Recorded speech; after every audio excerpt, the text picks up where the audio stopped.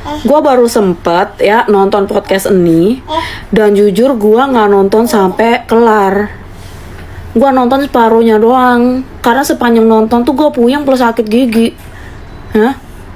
Lu nggak lihat nih rambut gue sampai kayak orang kesetrum kayak singa begini, saking apanya coba? Ya udah, karena kita nonton separuhnya doang, kita reaction separuhnya aja ya. Toh ini juga adanya di YouTube ya, di sosial media. Artinya semua orang bebas berkomentar, ya kan? Jadi menurut gua ini si Sarwenda ini amnesia. Amnesia gua rasa. Di sini dia bilang dia nggak mau melibatkan banyak orang, Sedangkan kita orang nih inget banget ya. Pertama kali semua huru hara ini terjadi gara-gara dia ngomong cong di live.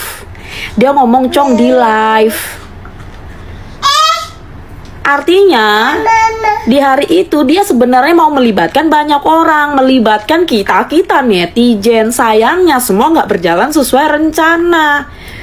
Kitanya malah belain Ruben. Kebanyakan maksudnya ya, nggak semua. Tetap ada lah yang belain Sarwenda. Buzzer ya. Jadi kok tiba-tiba di sini dia bilang dia nggak mau melibatkan banyak orang.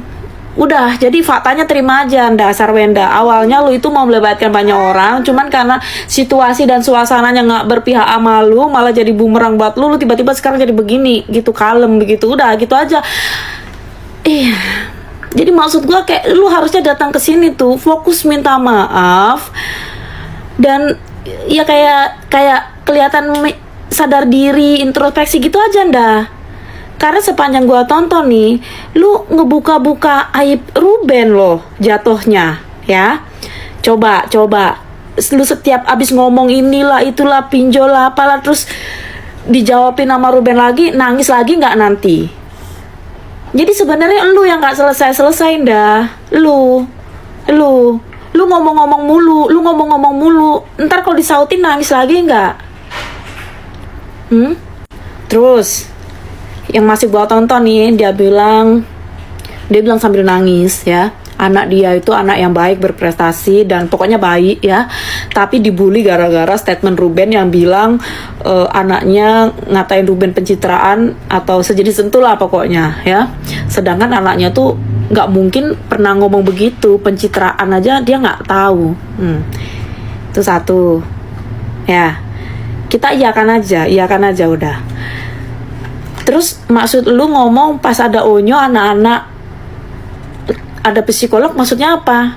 Anak lu kan anak, terus Onyo apaan? Onyo lemper. Dia anak juga. Lu keluarin statement begitu, fitnah juga nggak jatuhnya? Jadi lu tuh ambigu ngomong begitu. Kita orang ini jadi mikirnya nih Onyo, kedatangan Onyo membuat orang kena mental, sakit mental, sampai datangin psikolog lah atau apa gitu. Nah, itu. Terus lu juga ada cerita anak lu di sekolah dipipip. Nah, itu keluar dari omongan lu sendiri. Ya. Kalau orang-orang mikir anak lu ngapa-ngapain di sekolah, berarti yang ngefitnah anak lu sendiri. Apa sih, Nda? Maksudnya gue puyeng.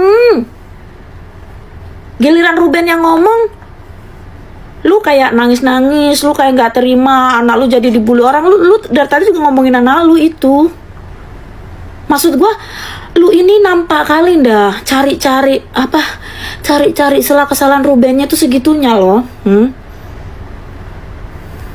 Terus masalah jadwal ketemu anak. Sarwenda bilang anak kan ada kegiatan, ada hobi, ada mimpi. Ya, mantan suami lu itu, bapak anak-anak lu tuh ada tanggungan, ada utang yang meledak juga. Jadi sama-sama, udah jangan POV lu sama anak lu doang. Rubennya itu udah nanggung utang segitu banyaknya, gitu loh ya. Jadi wajar dia tuh nggak bundir aja udah syukur kata gua. Wajar dia sedikit ngeblank plus sibuk plus apa. Jadi balesnya tuh ya mendadak lah atau apa. Menurut gue ini udah dalam miskomunikasi, masalah prioritas terus diribet-ribetin, tau nggak? Diribet-ribetin.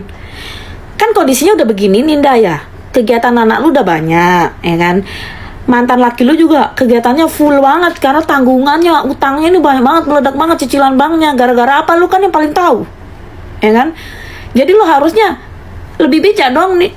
Anak gue sibuk, bapaknya juga sibuk. Ya udah, kalau bapaknya balasnya lama tiba-tiba atau apa, jangan jadikan itu kayak poin kesalahan yang kayak seolah-olah Ruben ini memperibet dan memplaying victimkan semua ini gitu. Pokoknya intinya gue lihat di sini Sarwenda ini nyari-nyari kesalahan Ruben dan mencoba mengajak kita ini melihat dari sudut pandang yang lain gitu loh. Terserah lu mau begitu, nggak apa-apa, nggak apa-apa banget. Cuma nanti kalau dijawab-jawabin, lu nangis lagi nggak? Ini aja gua nggak akan membahas yang lain lagi dah, nggak tega. Nggak ngurus lah masalah rumah yang kontraktornya siapa atau apa. Gua nggak mau komen lah, takut lu sakit hati. Netizen udah pada komen kok, udah pada ngerti. Gue juga nggak nyampe nonton masalah pinjol itu. Gue nggak nonton. Gue nggak kebayang Ruben foto megang KTP, nengok kanan kiri, ngangguk.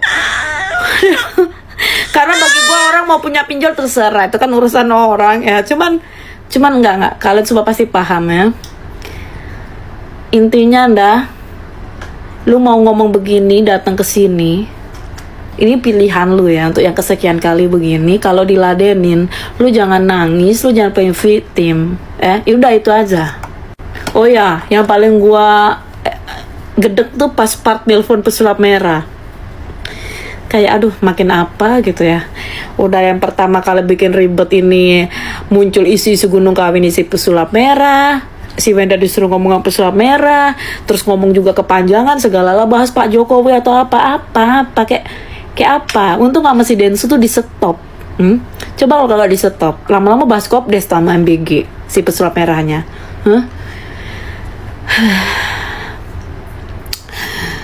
Ya udah.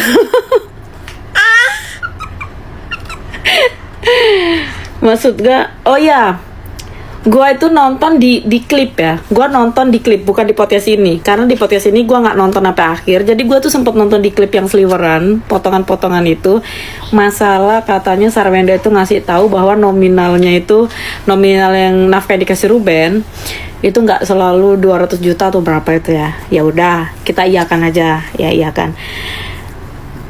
Mau 200 juta, mau 199.900.900, kayak apa. Yang penting kan intinya dari kesepakatan pengadilan itu berapa kemarin katanya guys, 70 apa 75, intinya kan lebih juga gitu loh. Jadi jangan dibikin cerita ini seolah ya selama ini Ruben ngasih nggak sebanyak itu, tetap banyak juga itu ketemunya.